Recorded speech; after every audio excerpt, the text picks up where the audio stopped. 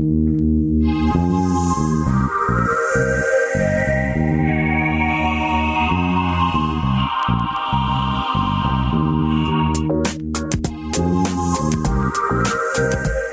to Just Energy Radio with your host, naturopath and medical intuitive, Dr. Rita Louise. We have learned from Einstein's theory that matter and energy are one. Physicists believe that all systems in nature have their own particular way of vibrating. From the swinging of a pendulum to the waves of the ocean to the light that brightens the sky each day, each of these oscillates at its own unique rate. The same holds true for every thought, feeling, event, or word we speak. Each has its own frequency or rate of vibration. What many of us don't realize is when we take everything in our universe down to its simplest form, it is all just energy. Join Dr. Rita Louise on a journey through time and space where past, present, and future collide. Today, what you believe may be called into question. What we want to know is, who made up the rules? Be brave and step outside the box. We are about to turn our world upside down and venture into the unknown. Hold on. We are departing our own beliefs and entering alternative realms. Enjoy the possibilities.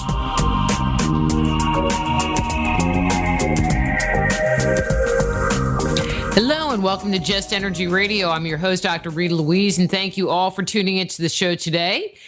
Just Energy Radio is brought to you by SoulHealer.com, where you can find out about all the products and services I offer, including medical intuition evaluations, energy healings, and psychic readings. So if there's stuff going on in your life, give me a call, send me an email, and we can set up a time for a private consultation.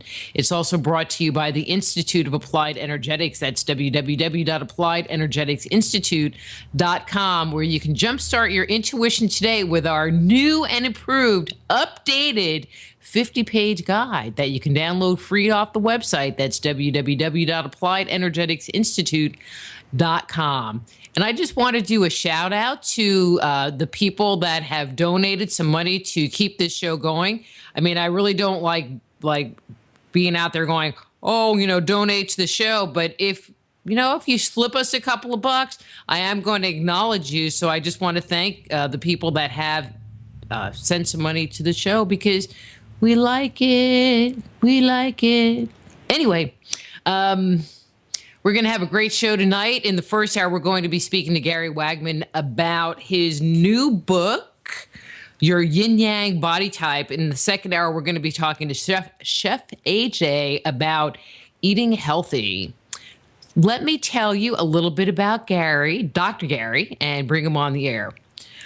Deeply rooted in the classics of Oriental medicine, the ancient Korean art of Sasang medicine, Dr. Gary Wagman will explain how we each are born with a specific body type that establishes our physical and emotional strengths and weaknesses and the kinds of stress we will experience in our bodies. His webpage is harmonyclinics.com. His book, again, is Your Yin Yang Body Type. So please welcome to Just Energy Radio, Dr. Gary Wagman. Hey, Gary, how are you? Hey, Rita. I'm doing great. Thank you so much for having me on your wonderful show. Well, thanks so much for coming on. I really enjoyed your book. I learned stuff. That's really hard these days. You read so much and you get to where it's like, yeah. Yeah. This is true, Rita. This is true. I'm so glad that you learned something. I hope that everybody who opens the book will at least come away with something. So tonight we're going to be talking about body types. But actually, before we get into that, why don't you share with the listeners a little bit about your background, because you really do have an interesting, how you got to this place. So maybe you could spend a couple minutes sharing. Sure. Be happy to do it. So when I was 8 years old, up until that point, we lived a happy life, summer parties, father riding motorcycles, taking us up in his plane when we were kids. But when I was 8, I lost him. I lost him slowly to a brain cancer. And that devastated our family. Every single day, I saw him slowly drift off. I felt like I needed to do something. He underwent really strong chemotherapy treatments that left him incognizant a lot of the time. And so I felt I really, really needed to help. I really need to help him somehow, but I couldn't, at least not then. So he slowly passed away. And after that, I had this urge. My heart felt like it was beating through my chest of doing something for people, but not the way I saw it done in the hospital when my father was sick. And my mom, who I love so much, she really held the family together with a strong sense of love that even her mom instilled in her. And so I kept searching. I spent a lot of time as a yin type B who's very introverted. I'm sure we'll get into that a little further later.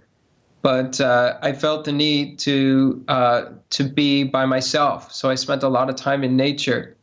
And I listened to Asian music, of all music. I fell in love with songs, lots of songs by Kitaro. And I would listen to Kitaro's music a lot. Then I got into the martial arts. And then when I was age 12, I said, Mom, I really have to get out to Asia, and I have to get out there quick. And so she frantically looked to see if she can find somebody to accommodate me. And she found a distant cousin living in Japan. So needless to say, shortly after, I was on a plane flying to Japan. And as soon as I stepped off that plane, I finally felt like I was home. I felt like I needed to be there. And then from that point on, I spent years there. I went for my undergrad in Japan, studied Japanese and Japanese history. After graduating from Japan, I went over to Korea. And while I was in Korea teaching English, I hurt my back and went to an acupuncturist. But up until that time, I was extremely needlephobic. And what does that mean? Oh, gosh, every time I saw a needle, Rita, I would start to feel queasy. I would scream. I remember going to the doctor's offices and cursing out those poor nurses, hiding under the table, punching a doctor. Oh, I was so bad. I was such a bad kid, but I was needlephobic at the same time. So when I was on this table in this acupuncture clinic, needless to say, no pun intended, I just lost it. I was gone. And when I gained my consciousness back, I remember this elderly acupuncturist who's been doing this probably, his whole life, was frantically taking out the needles, just one after the other. Like, oh my gosh, what did I get myself into? Here it is, this Jewish guy from here. I call myself a hairy Jewish guy who's more Asian than than anything else, but he just didn't know what was going on. So anyway, he took out the needles. I gained my conscience back, and I asked him. I said, "Wow, that was incredible. My back pain feels better. What did you do?" And he said, well, that's how acupuncture works. And I said, can I come back next week? And he goes, he started scratching his chin. He said, I know a good intern who just started working here. Maybe he'd like to work with you. So I became really good friends with the intern, and I soaked up all this information about yin and yang, which I still love to study and absorb to this day. And then as soon as I went back to the United States, I went to school, Oriental medicine school in Santa Monica called Emperor's College. And then as a frail child, I had trouble with my digestive system. Yin type Bs, their weakest part of their body, the weakest link is their digestive system. So I would constantly get stomach aches. I wouldn't be able to eat that much. And I tried every herb under the sun. I had some really great teachers who told me, hey, Gary, try this herb, try that herb. And these teachers they were wonderful people. They would work with me, and they had so much knowledge of the herbs. But they kept looking at my symptoms and saying, well, this herb is good for this, and this herb is good for that. And that didn't work until a visiting professor came from Korea, and she shared with me a formula, a Sasang medical formula, which was based on my constitution. And I looked at these herbs and I said, well, none of these are for my symptoms. How could this work? How could it be? And, well, I thought I'd try it anyway because I tried everything else under the sun. And soon afterwards, I started getting more energy. My appetite started to increase. No more indigestion. I felt wonderful. And so as soon as I graduated from Oriental Medicine School in the United States, I went back to Korea and studied another 5 years, got another degree in Sasang medicine there, and been translating books and writing since then, and sharing this wonderful stuff with my clients who I treat based on their constitution rather than just the symptom. The symptom is just one manifestation of so many other things. So that's my background, Rita. And that's pretty heavy. Sounds like you've been in school a long time. I'm a nerd. What can I tell you? I'm feeling you. I'm feeling you. So you have been talking about body types and constitutions, and maybe you can explain what that is and what that means, and kind of open the door to where we're going to be heading tonight. Sure. So the Constitution is a pattern of energy that we all are born with. Now, this pattern of energy, part of it is affected by when we're in the womb, but also even beyond, prenatally, beyond the womb, that we take this energy with us. We can call it karma, if you will. It's energy that we have taken with us into this life based on choices that we've made, based on energies that we chose to take with us. And these energies are, these patterns are based on which organs in our body are developed stronger and which organs are underdeveloped, developed weaker. So we have different patterns based on, in Sasang medicine, we refer to as 4 major energy groups or 4 major organ groups. So we have the lung group, which governs the upper body, so anywhere from the thoracic cavity upwards. We have the spleen group, which covers the spleen, pancreas, epigastric, or solar plexus area. And then we have the liver group, which covers the liver, the small intestine, and everything else in that general area. And then the hepatic duct, the gallbladder, and all that stuff. And then we have the kidney group, which is down deeper, the deepest level, which also governs and controls the urinary bladder, the large intestine.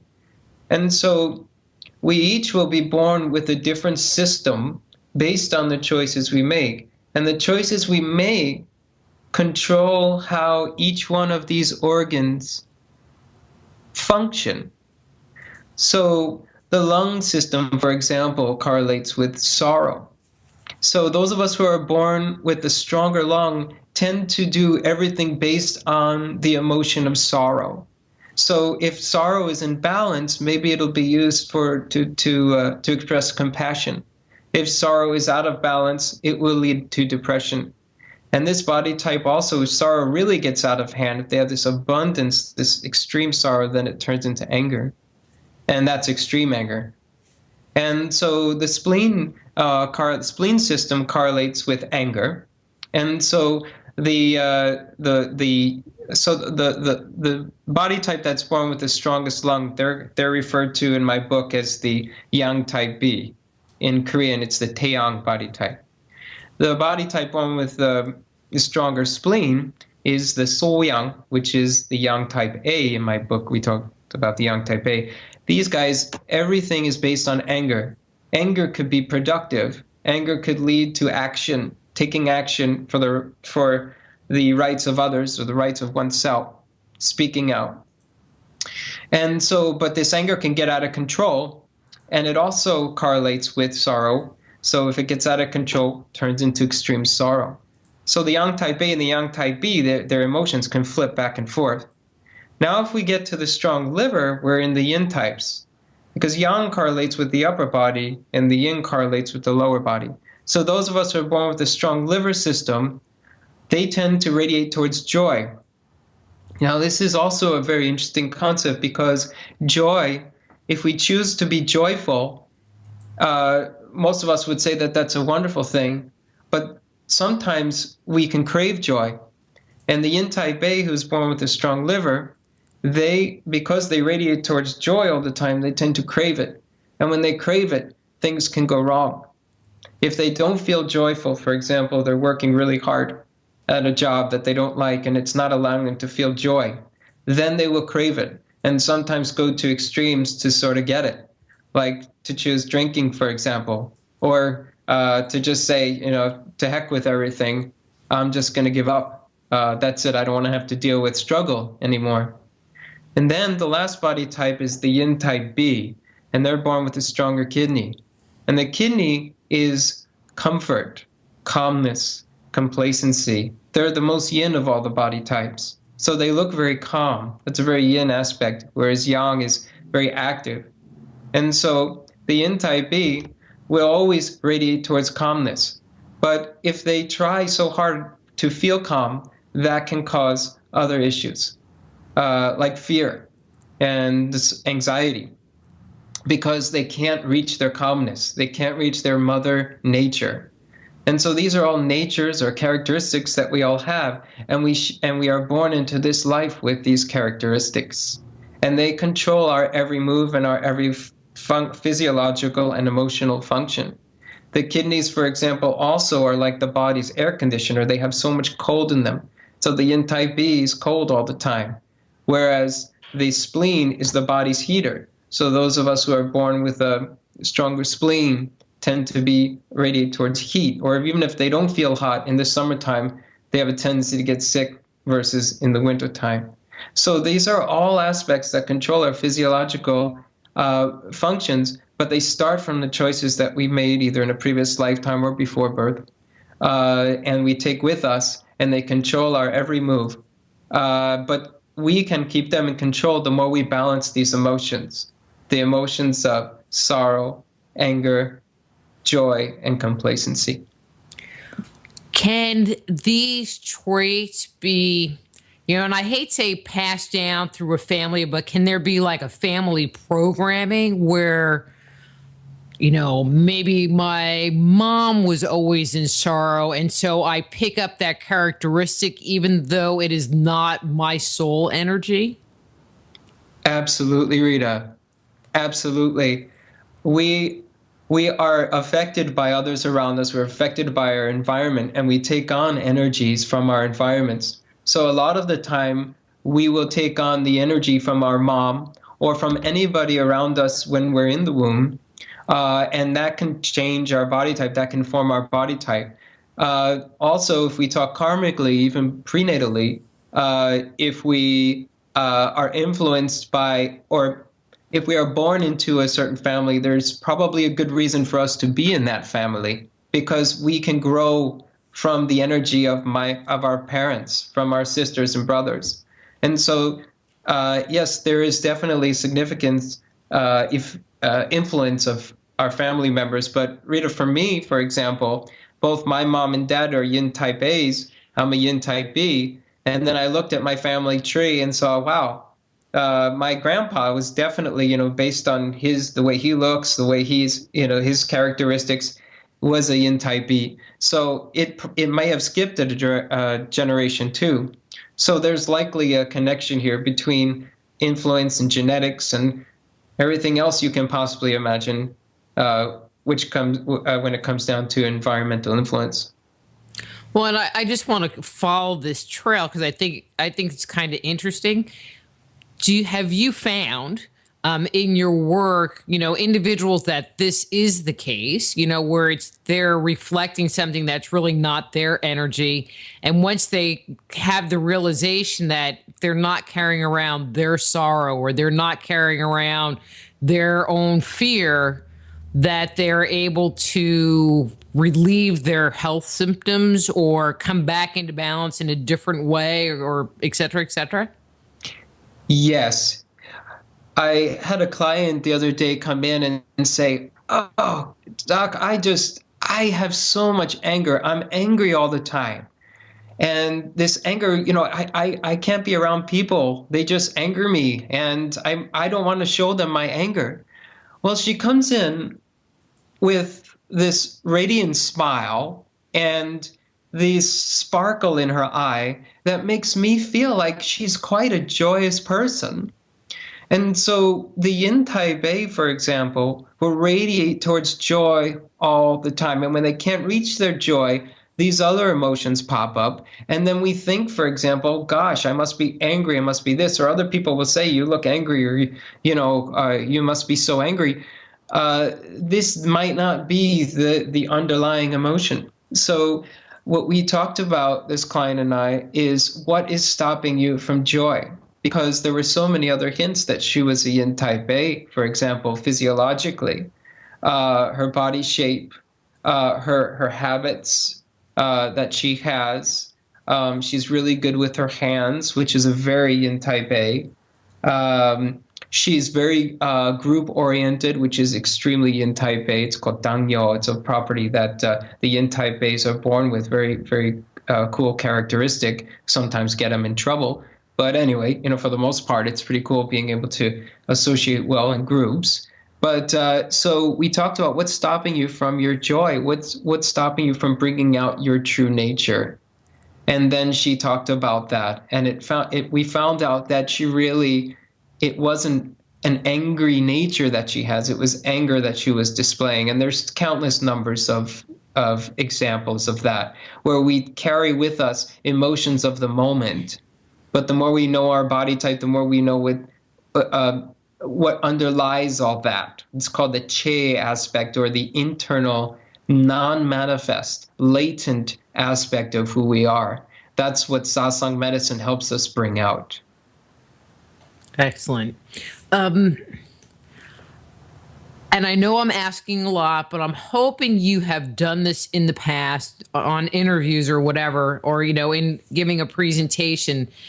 We're talking about these different body types, and I know we're going to give examples for the different ones. So do you have like a generalization for the listeners to hear, so that they maybe can, maybe it won't be 100%, but that they can get a better idea of, oh, I must be one of those kind of body types? Kind of thing. Mm-hmm. You know what Okay. I'm saying? Yeah. Okay. Yeah, definitely. The yin type B, which is the most yin of the body types, they're very shy, very kind of introverted. They have to really work to bring out their social skills. The shyness comes from the power of the kidneys, because kidneys are very inward directed. They're the lowest of what we say the yin organs, so they're really low. The yin type Bs also tend to have trouble trying new foods. When it comes to seafood, lots of them can't stand the smell. Not everybody. It really depends on how healthy a yin type B you are. And the yin type Bs tend to get cold all the time, not just hands and feet, but the whole body. They can sit in a bathtub for hours. As a matter of fact, have you ever seen, Rita, those mountain monkeys, sanzaru in Japan? I'm a yin type B, and I see these monkeys. They basically, all they do is hang out in a warm spring in the mountains of Japan with snow all around them. Oh, I've seen pictures.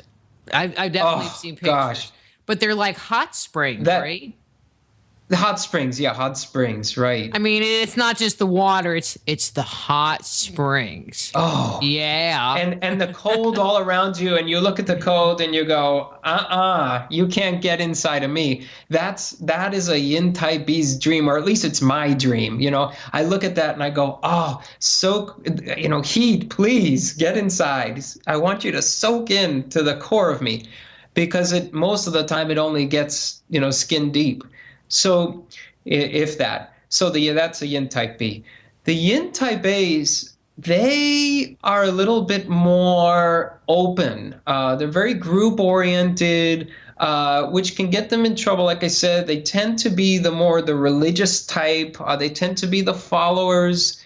Sometimes they are the leaders if they really master that dangyo I was talking to you about, that group orientation.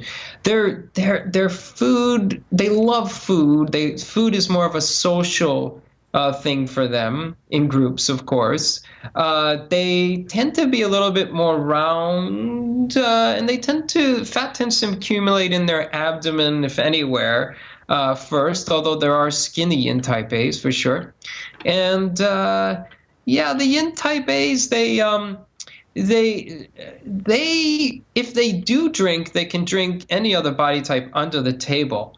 I remember in my 20s, I was playing quarters with the yin type A, and I thought that he was pouring the drinks down his shirt while I wasn't looking, because by my second drink, I was gone. And he just kept going and going and going. And even though I totally gave up, he thought it was kind of fun to keep drinking. And I have clients, too, who tell me, hey, doc, you tell me to slow down on my drinking, my yin type A clients, but I feel fine when I drink. As a matter of fact, it helps me sleep. Well, this is because they're born with a developed liver. The issue is that over time, what happens is that liver gets congested and they won't know it. So a lot of the time when we mess with our stronger organs, we don't know it. So that's a yin type A. They can drink if they choose. But of course, there are tons of healthy yin type A's. So that doesn't necessarily be the case. But if you see somebody who's a good drinker, chances are they're a yin type A. If they don't get the hangover the next day, and they can drink you under the table. And then you have the yang type A's, which are born with the stronger spleen. They're the ones who, Jay Leno is a kind of good example of a yang type A structurally. The pointy chin, prominent cheekbones, kind of that upside down looking triangle on the face there, where it's pointy chin and prominent cheekbones. And then the yang type A's, their chest is developed, so females may have a larger bust size. Males in general may have developed pec muscles. Maybe if on the occasion when they gain weight, they'll have a lot of flab around their pec muscles, the chest area. They can eat just about anything. They're not really. They're the type of people which are, you either love them or you hate them. If you love them, it's because you like people who are very direct. So the yang type A's strongest sense is their eyesight. So they can see through people, and they can see things quite acutely. And so if I wake up on the wrong side of the bed, my hair is disheveled, and I look like, I'm really tired, a yang type A might say, gee, Gary, you look like crap, or gosh, you've gained weight lately. So they'll tell it like it is. They're very direct, and that's because of that keen eyesight. It also has to do with the strength of their spleen, which is really good at breaking down food. So breaking down the crap, breaking down the nonsense, and getting to the nitty gritty. The yang type A's are very good at that, but they're not so good at following through with things, which is a yin trait. Yin is more consistency. Yang is like fire. It burns very easily. And then you have the yang type B, which is born with the stronger lungs. These are if they're healthy, they're usually leading a group, not a group of people, but the masses, or I guess you could say group, but the group-oriented leaders are the ones who are more the yin type A's. These guys just keep going. They're like climbing up a ladder and pulling everybody with them. And if they succeed, they'll be very healthy. Their energy will flow from their lungs to the rest of the body. If they don't succeed, they'll get lung issues. And since their liver is the weaker organ, they will have trouble digesting meats, for example, because the liver is in charge of detoxifying, breaking down the peptide bonds in meat. And so they'll vomit right after eating meat. They will, their lower body, since yang is upper body and that's their strength, yin is lower body, they'll have very, very little leg strength. And but when they're successful, they will be leaders. They'll be mayors, governors. And even if they become a successful leader, they have to watch out because they'll keep going and going and going if they don't reflect on their behavior. So there's very few yang type bees in this world, but you will definitely spot one if you see one. Pointy ears, pointy head. They kind of look like sometimes look like a cone head. And I'm thinking of Dan Aykroyd, but that was just a costume he was wearing. But that, I mean, if you can imagine. So that's kind of your general, but there's, of course, much more to it. Okay.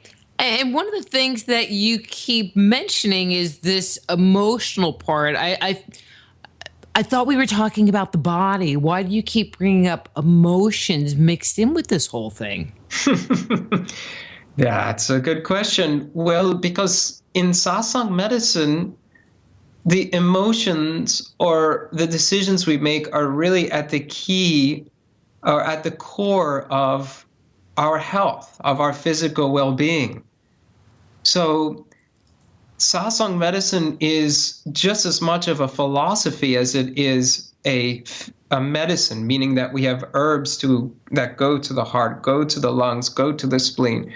And we talk about foods and exercises. All these are what we can do to help improve our flow through our body, to help our physiological energy and functioning. But it all starts from the decisions we make, or what we would refer to in Sasang medicine as our Chun Song. Chun Song is roughly translated as heavenly endowed nature, or the nature that we receive from the universe. It gets implanted into our heart. So the Chinese character for Song has the heart on the left as a radical of the character, part of the character, and on the right is birth. So you have the heart, implanted in the heart at birth is this heavenly endowed nature. So our heart is sort of like the king. Talk about the heart as the king, controlling all the different areas of the body. And that heart, we talk about in Sasang medicine, needs to be polished for us to truly bring out our virtue. Sasang medicine is based in Confucian theory, which talks about virtue. So there's a saying in Sasang medicine, in Confucian teachings as well, which is Songgi Shin, Yanggi Song, to reside in our heart, to take matters of the heart seriously. That's how we can truly bring out our nature. There's another saying, Confucian teachings, Sugi Shinip Gimyan, to polish that heart, and then we can bring out our myung. The myung is our life's mission, our calling. And if you break down the myung character, it's kind of interesting because it has the character for separation and coming together, uniting, all in one category. The ability to recognize when we need to unite, the ability to recognize when we need to separate. That's sifting through our true nature and then bringing out our own mission, or carrying out our own mission. So this is as much of a philosophy as it is a medicine. If we can do that by understanding our body type, and then when we carry out our mission, literally, physiologically, what we're doing is we're sending energy from our stronger to our weaker organs. And if we don't carry out that mission, we feel lost, we feel stuck, we feel like we feel sick. It's because that energy is not flowing from our stronger to weaker organ. So our stronger organs, our more developed organs, are like a bully that are picking on the weaker organs and say, hey, you guys, you fetch for yourself. Or it's like a king who is so happy in his palace and doesn't care whatsoever about what's happening in the provinces surrounding the palace. So, we've all been there. We've all felt like we wanted to be a king or a queen in the palace. But if that happens chronically, then what happens is the energy just doesn't go to the weaker parts of our body, and that's when we feel sick. So it does start from emotion. And if we work on the matters of our heart, we understand how we do that through our understanding our deep nature, our true natures. then not only do we feel happier and joyful, we can be angry and anger, but our anger could be expressed in a very positive, very virtuous way. Then we're healthy. And so, yes, it does start from the heart. And Sasang medicine, and I like to emphasize that in my book as well. Okay. When you were talking about balancing them, are you trying to balance like the yin A and the yin B together, or are you trying to balance the yin A and the yang A, or the yin A and the yang B? And I'm going, is it up, down, left, right, diagonal? Which way are we going here? Is it a big circle? Sometimes people will come back to me and say, Gary, I scored a tie score on all of the body types. Exactly the same. I'm a yin type AB, yang type AB. What do I do? What do I do? I mentioned to them, in that case, you are very balanced. Because we naturally, throughout life, acquire traits. If we're yin types, we tend to acquire yang traits. We're yang types, we tend to acquire yin types traits naturally. Sasang medicine is not foreign. It's something we do naturally, but it's a tool to help navigate. So if we have a map in hand and we sort of know where to go based on past memory, we've been there a time ago, or maybe once or twice. But Sasang medicine is like the compass to go with that map, so that if we remember we've been here but we have trouble getting around, we use the compass. It makes it a lot easier. So it's a tool basically. But getting back to what you said, the weakest organ of the yin type B is the spleen. And the spleen is the emotion of the spleen is anger. So the yin type Bs they have trouble getting in touch with their anger. They kind of shy away from it. They don't want to have anything to do with it. And when they get angry, they have trouble knowing what to say. Because as soon as they look at somebody else, and if they're turning the wrong way, they'll be like, oh no, they're not listening to me. That's a very kidney way of approaching that kind of, oh, woe is me.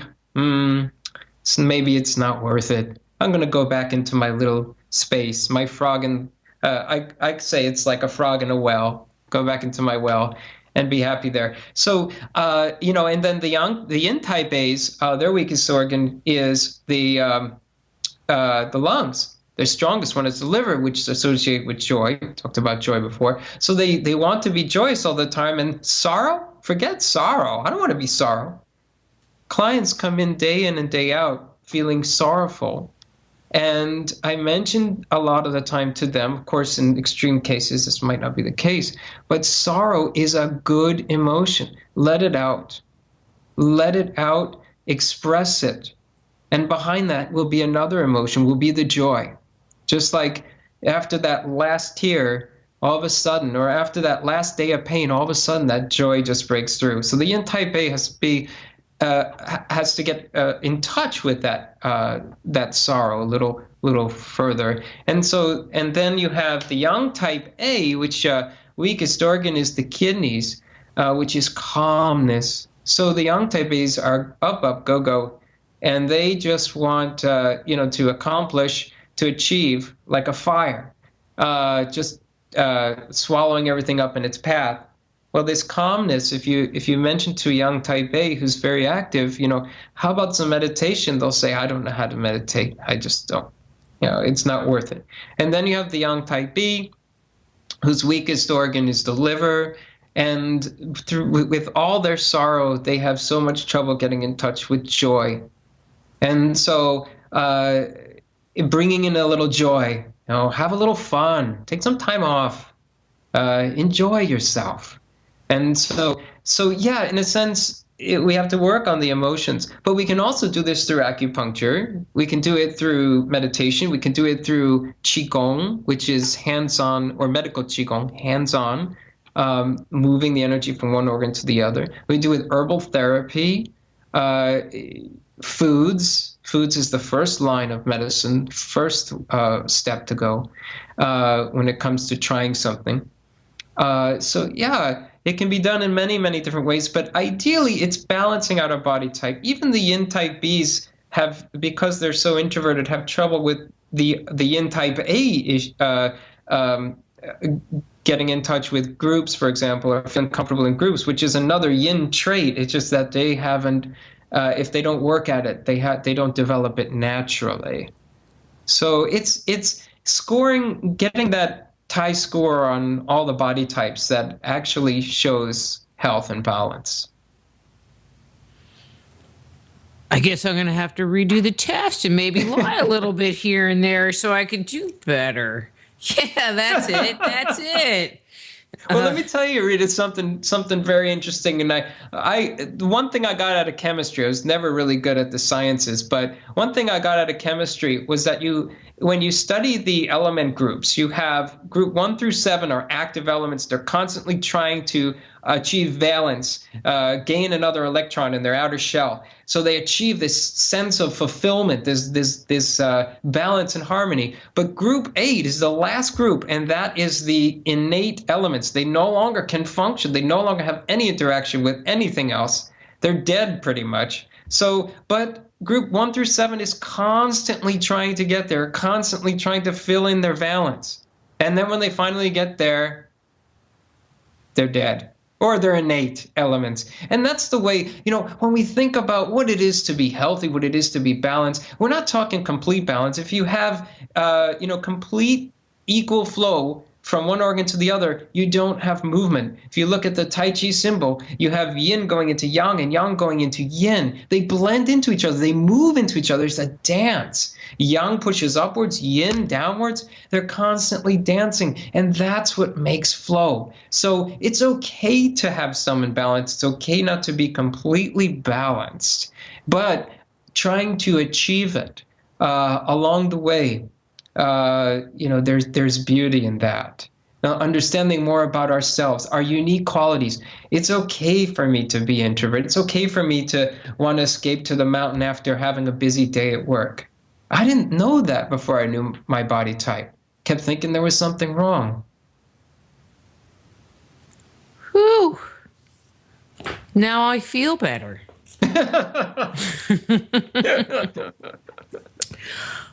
What happens to us if we're not balanced? Other than you get sick, and maybe I want to add into this is, if based on these body types, are there any diseases that tend to be characteristic with a specific body type? Yes and no. The yes part is, there are specific diseases. We have to look into the details of what is happening to figure it out, usually, which body type has which disease and why this body type is having this disease. That requires a lot of detail and a lot of study. But there are characteristics, tendencies, physiological tendencies that each body type has. And so, for example, we talked about one that's, at least to some degree, the yin type B, for example, and their weaker digestive system. So they will have a tendency towards digestive disorders. Not so much the colitis or the intestinal issues. That's a yang type A tendency. Yin type A tendency. The yin type Bs have more of a tendency towards stomach issues themselves, like gastritis or malnutrition. They may get issues of extreme lack of appetite, so looking anorexic, for example. And extreme fatigue, chronic fatigue could be yin type B, can be other body types, but you see it a lot in the yin type B. The yin type A we talked about before, they tend to get digestion issues too, but it's more in the large intestine.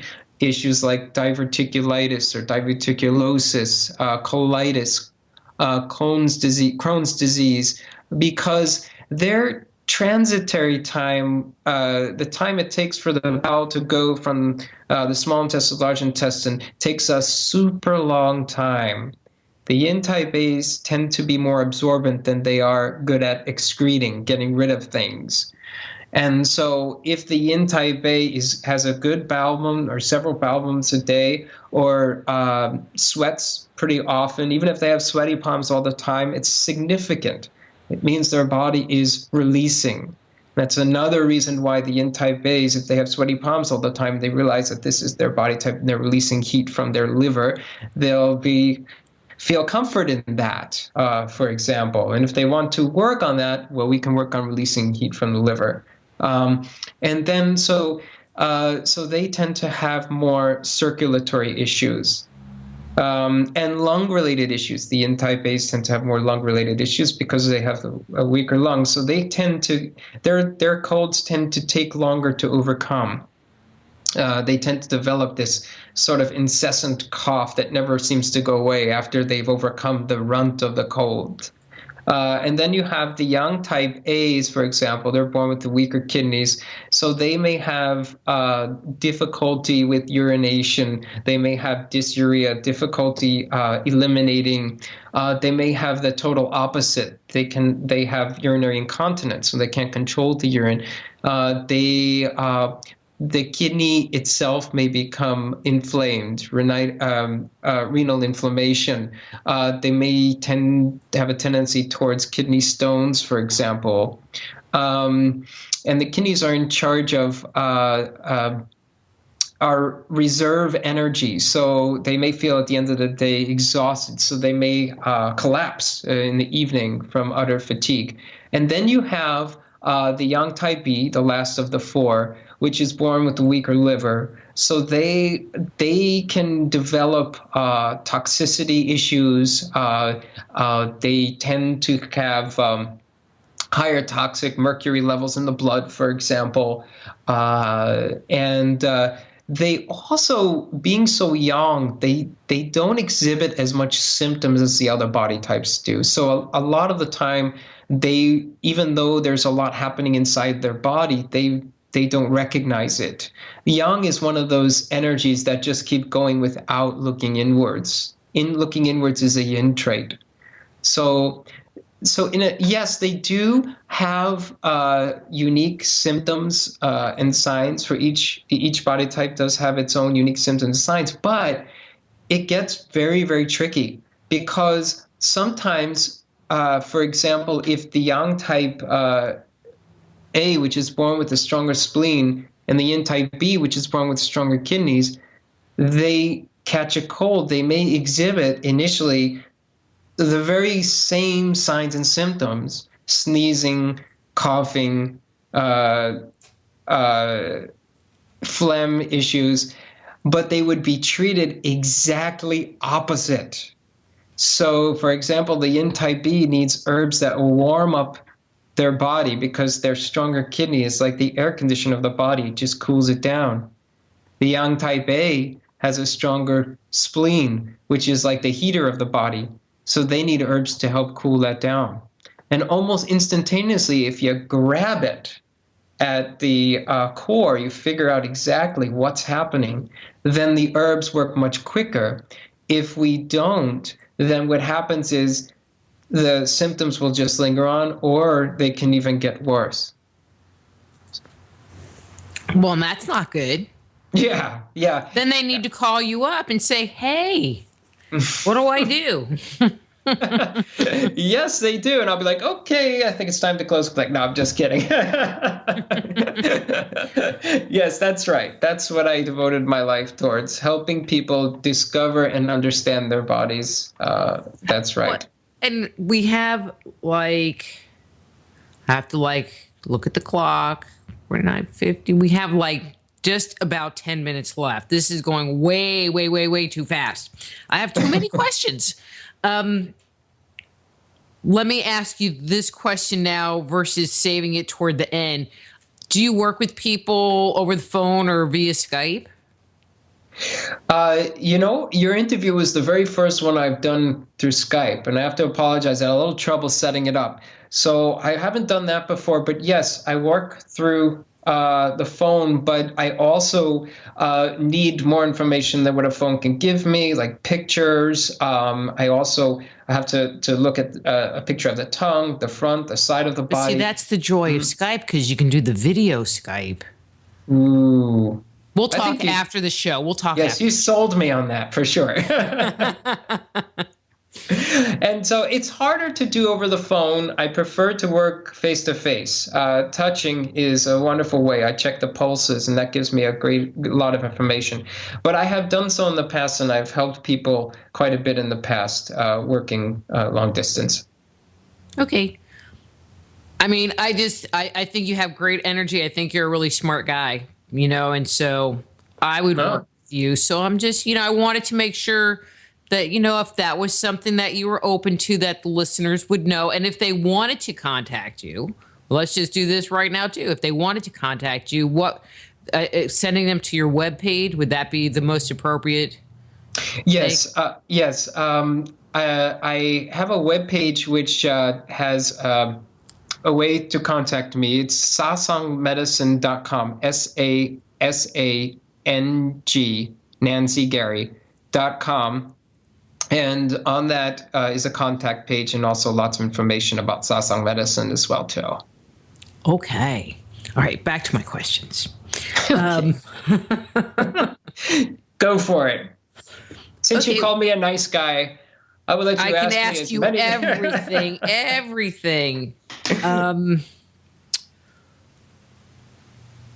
Let's talk food. For food and when you're supposed to eat, when you're not supposed to eat.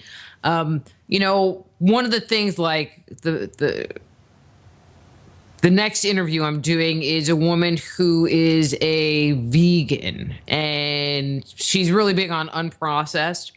But there are so many different like food plans: vegetarian, vegan, raw, high carb, no carb. You were talking about food a little bit earlier. How does food play into this? Does it also go by body type? Yes, absolutely. Absolutely. That's a fantastic question. Every food that we eat will have a different energy. In Sasang medicine, we categorize food into 4 different energy types. We have warm foods, hot foods, cool foods, and cold foods. The warm foods have an affinity to flow after we digest them to the upper body. The hot foods have a tendency to flow towards the mid-upper body. So the upper body would be like the lungs and the esophagus and the thoracic cavity. The mid-upper body would be like the spleen, the epigastric area, the solar plexus area, the upper rib cage, or the mid-rib cage. Then you have the cool foods, which have an affinity for the liver, the gallbladder, the pancreas area. And then you have the cold foods, which have an affinity for, after we digest them, they go to the kidneys, they go to the bladder. And these foods, if they're cold energy and they are healthy foods, not just processed foods or foods that are unhealthy for us, then that cold energy will actually support the kidney and support the bladder. But every food, every ingredient in anything we eat will have its own nature. So there are body types that do need certain foods. There are body types that benefit greatly from raw foods, unprocessed foods, foods that are the closest to their natural form as possible, and body types that do need to cook the foods. The yin type B, for example, born with those strong kidneys, here we go, yin type B again. It's really easy to make myself, to put myself out there as an example, because I know myself pretty well by now. Going through so much growing up, oh my goodness, yin type Bs have everything to complain about, but they are also extremely healthy underneath all that complaining, which I had trouble coming to grips with. But kidney energy is, when it's powerful, it's good stuff. because it's our longevity, it's our underlying energy, it's our reserve tank. So even though on the surface the yin type Bs look kind of frawn and pruny and that type of stuff, they're actually quite strong. But getting back to the foods, so the yin type Bs, for example, they need to cook their foods. They need their foods to be warm, at least in nature. Even if it's not cooked, it can still have a warm nature. Fruits, some fruits have warm natures, like apples have warm nature. Foods that have warm nature, for example, meat would be chicken, for example, but I wouldn't suggest eating raw chicken. But lots of foods do have warm natures. And so the yin type Bs benefit from not just warm nature, hot-natured foods. So if they eat raw foods, raw fish, raw anything, they have a tendency towards indigestion. But the yang type As are born with a lot of heat. Their spleen is very strong. So they're the ones that benefit from the foods that are not processed, the foods that are raw, the foods that are closest they are to nature without doing much to them at all. So foods can have one of these four natures, whether they're cooked or whether they're not. So the yin type B might be able to get away with raw food if it does have a warm nature or a hot nature.